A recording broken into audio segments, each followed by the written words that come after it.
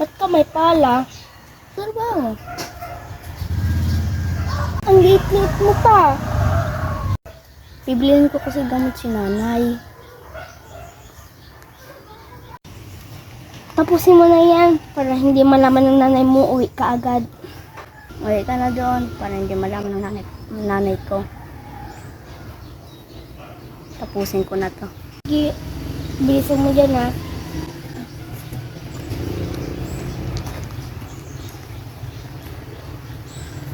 Amis.